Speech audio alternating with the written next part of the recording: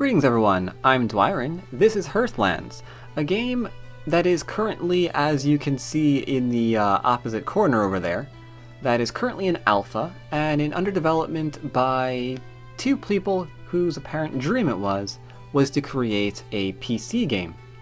And the PC game they happen to be creating, it goes into one of the genres that I enjoy best. City building.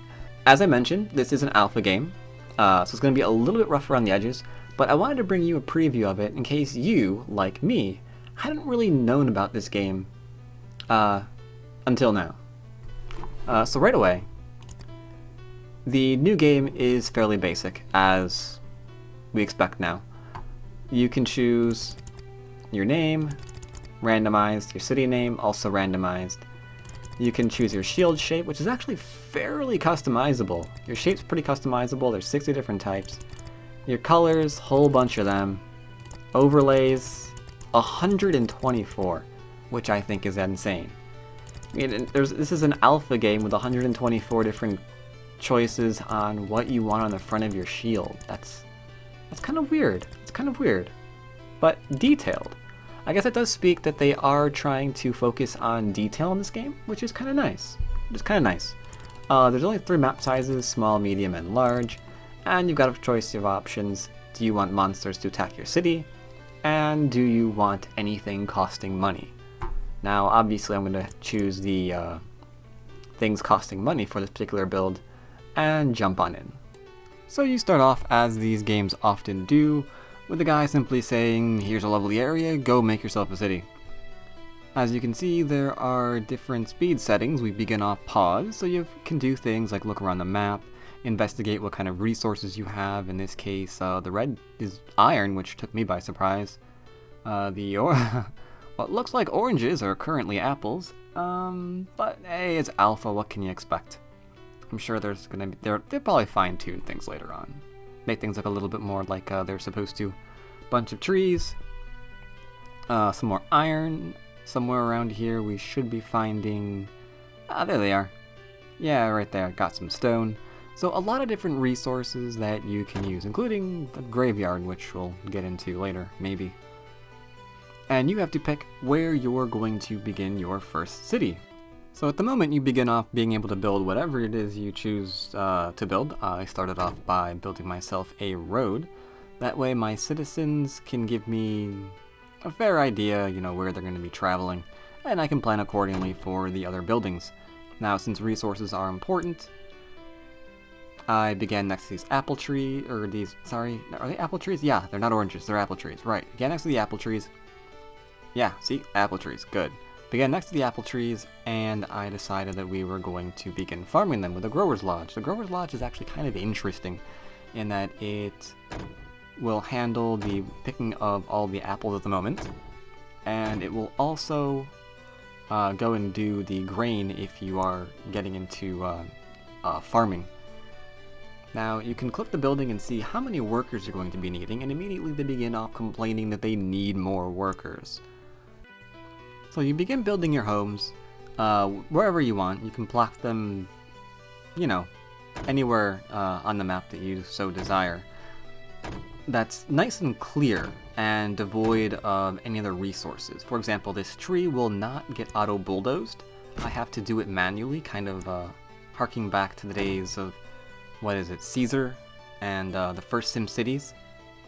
If anything's blocking your way, you have to manually clear out the land so you can put whatever it is you want there. I kind of like that. I kind of like that little throwback, that it wasn't done it wasn't done automatically. Another thing I rather liked is the way they're setting up the farming in this game. I mean, you put the generic farm down that will gather whatever it is you want, but rather than specifying different farms, you specify different plots. Like, I can put in apple trees and they'll go and pick apples. I can put in wheat and they'll go and grow and harvest wheat. There's turnips in the game. I can put those in as well. The building is nicely generic, but what they're actually, farming up, that can be changed at will just by deleting some tiles and throwing some other ones in its place. I like that kind of style. One thing I didn't like, though, and it could be blamed completely due to the fact that this is currently in early alpha. I mean, I really need to stress that this is an alpha game, right? And so one thing that I didn't like so much was a little bit lack of explanation on what your citizens need in order to not die. In this case, yeah, we've got farms, yeah, we're growing wheat, but you really have to make certain that you know what all the buildings do, because, you know, just wheat, they're not going to be able to do anything with it. You need to grab yourself a lovely little mill to turn that wheat into flour, and then you need a bakery to turn that flour into bread that they can actually consume. Now, all of this makes a lot of sense. Unfortunately, if you're like me and you've played a lot of games similar to this in the past, that might have taken you a little bit by surprise. You might have thought, okay, I've got the farm. That means I've got food. All I need now is, you know, just to get it out to the people, right?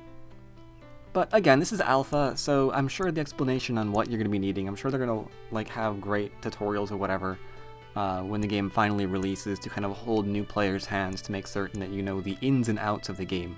Right now that could take me a little bit by surprise, but I did like it once I finally learned it, because it made sense. Like, I have the resource, but I have to turn the resource into something that my people can actually consume. That's good. That's really, really good.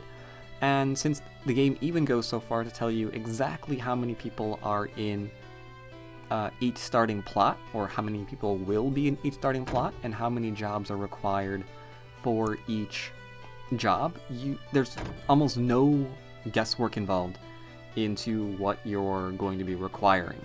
Like a lot of games. Caesar, for example, was like that. You put down the buildings, you had no idea how many people were going to move in there until you played the game a couple of times and had some idea of the size population you're going to be needing for the jobs that you're putting down on the field. Now, in a very Caesar-like manner, you see your citizens come from the middle of wherever. They wander into your lovely little map and proceed to colonize the area that you've designated are going to be houses. And they immediately start complaining.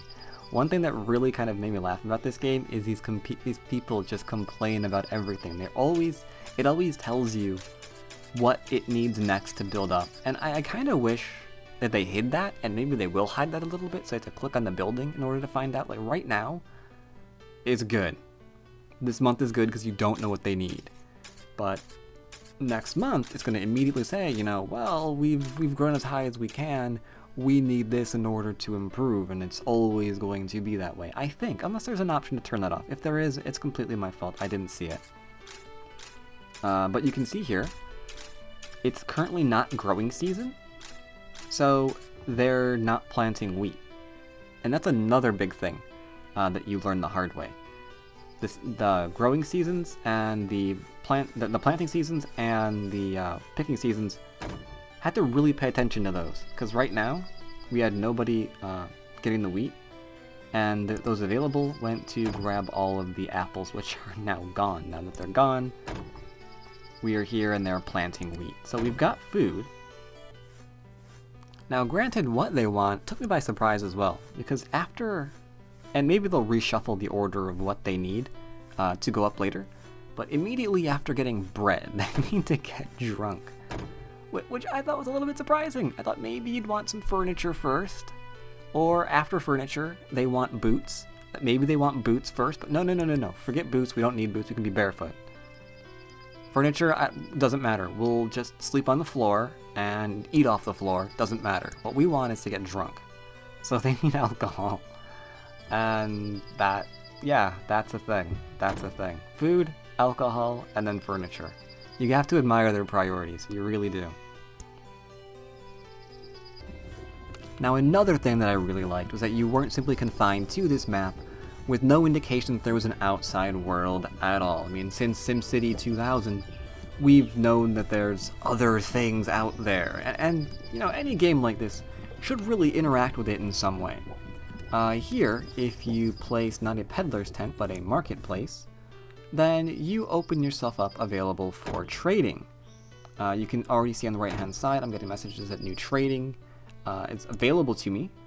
And if I want to go up to the top of the screen and click on trade routes, I can see that I can buy a lot of stuff that maybe I can't make. I don't want to make, maybe I don't have the resources for it, and there's a ton of stuff that I can sell for various prices. So there's lots to sell, lots to buy. Reminded me very much of, again, Caesar 3. This game reminds me the most of Caesar 3. It's easy to specify how much you want to trade. You just click on the marketplace and you can say, alright, you can trade up to, I think, intervals of 8 units at a time. That way you are never trading more than you want, and you can buy it, you can sell it. If you want, you can tell everything it wants to go and buy everything with no limit. Great way to go broke, by the way. Or you can tell everything to, sell everything or don't trade anything.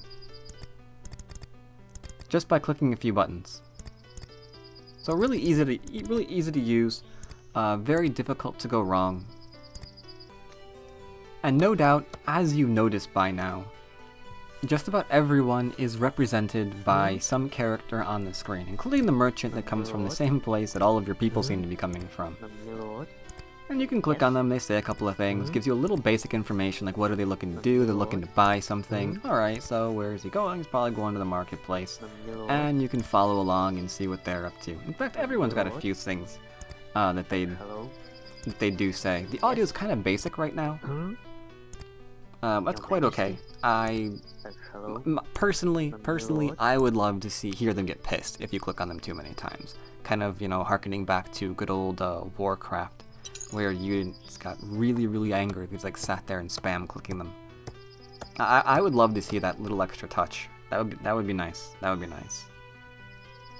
Your people can sadly be under attack, which adds another interesting dimension to the game, because it forces you to have to do things such as make yourself a barracks. But barracks for units, that, like everything else in the game, requires a fair amount of productivity to actually go into it. You need, for example, a source of coal, which is usually going to require more woodcutters, and you need the coal so you can get your, not your weaponsmith yet. No, we're not that far ahead. Where is he? This guy? Nope, he's the iron mine. You need him too, though. Do I not have him planted down? Oh, looks like I don't. Looks like I don't. Yeah. We need to be able to do something with the iron, right? We can grab iron out of here, and that's good. But where does the iron go after that? It can't go directly to the weaponsmith. No. You can see there's completely different. The iron needs to be, that's a sawmill. The iron needs to be dealt with first. So for that, we are going to need ourselves, where are you? There we go. We need to smelt it. And it looks like I have no more room. Lack of planning. There we go. We need to smelt the iron. We need to give the iron to the weaponsmith. Then from the weaponsmith, we give the weapons to the barracks, but the barracks also needs iron or armor, right? So that also requires iron from the process I just went over. Plus, it also needs its own things. It needs, for example, the ability to actually create the armor, and that's going to require hide as well as other iron. So on the bright side, you can choose what to produce. You can just produce a leather armor, which doesn't require quite as much, or, everything, which requires an awful lot. So deciding to just get an army to defend yourself isn't something that you do just like that. It's not like, ooh, yeah, army, I like that, I'm gonna grab one of them. Bam, got myself an army. That's a lot involved just to get these guys, just to get spearmen to defend yourself with, versus whatever monsters or whatever else happens to come your way. Now, that in and of itself would make for a pretty reasonable game. You've got your villagers you're building up, they have their various needs, you cater to their needs, you can trade, that's great, trading that can go on. There's monsters that can actually, threaten what you're doing, and you have to defend them with the weapons that I mentioned. Oh, the walls I didn't go over. Walls are also a thing you can build. Obviously, they require stuff too. But yeah, there's a lot of stuff there that makes for a pretty reasonable game. But what really has my attention is these guys aren't just doing that, because that, let's face it, has been done before, right? These guys actually have it in their minds to expand beyond what's in games like, and to hark back to it again, like Caesar, and they have currently planned, they want to be able to conduct diplomacy with the area around you. I personally wonder if they might implement a multiplayer, since they're putting in trading and, you know, the ability to defend yourself and diplomacy and all that, but who knows? That's not on the list of planned. That's just something I wonder. One thing they do plan is that you can expand your kingdom and by establishing other colonies. So not only are you building this area up, but you can expand to the world around you and build up that area up too. That's really, really cool. I like that a lot. Fighting monsters, obviously they've already implemented the groundwork for that. You've got your units that you can create to defend yourselves with. You've got fortifications, things of that sort, to defend yourself from said monsters. Artifacts they want, as well as quests. That's cool. That gives you something to do besides mindlessly build up in a sandbox, and probably will add for some replayability as well, depending on the variety of the quests involved. Now, another thing that caught my attention is they want you to have heroes in this game. They want you to have heroes, and they want those heroes to level up. So there's an RPG element that they've got planned for this. And that sounds like, if done right, can be really, really cool, because now we're kind of going beyond the Caesar Age of Empires kind of game, and we're slowly branching into more of the Warcraft genre as well. Let's see, they want to institute religion, which is usually always found in games like this. You don't appease your gods come along and completely wipe out every one of your citizens off the face of the planet. Cool stuff!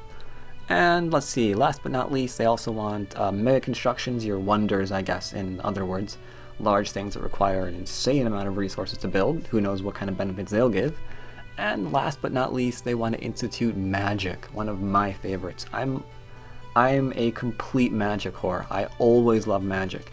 In RPGs and whatnot, they give you a variety of different classes to choose from. Which one am I always picking? I'm always picking magic.